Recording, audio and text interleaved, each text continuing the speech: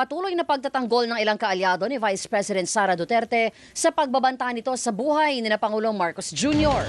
Balita mula sa Malacanang, hatid ni Radyo Patrol, Christian Yosores. Christian.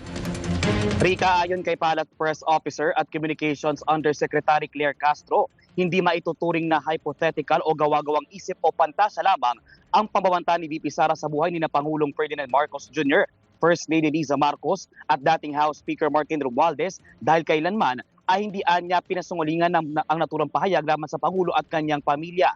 Tugon ito ng Malacanang matapos ang ayunan ni dating Presidential Legal Advisor at Legal Counsel Attorney Salvador Panelo ang punto ng defense team na walang matibay na ebidensya ng grave threat sa sinabi ni VP Sara at sabihing hypothetical at conditional lamang ang pahayag. Ayon kay Castro, mas tumibay ang reklamo laban sa Vice Presidente dahil sa kanyang pahayag na no joke o walang bahid ng pagbibiro ang banta niya sa Pangulo.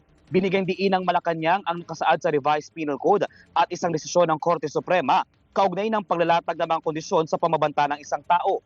Ipinunto rin ni Castro ang lumutang sa cross-examination ng defense team kung saan nakita umano sa video ang pag-justify ng mga abogado ni VP Sara sa kanyang naging aksyon na bunga umano ng panggigipit noon ng House of Representatives sa kanyang Chief of Staff na si Zulaiko Lopez. You cannot and you will not justify something if you did not commit any act.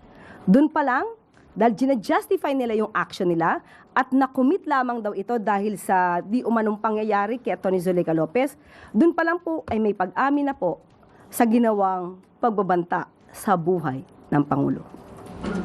Yan ang balitang kumpirmado. Sigurado, ito ang Radyo Patrol. Christian Yosores, DZMM. Maraming salamat, Christian Yosores.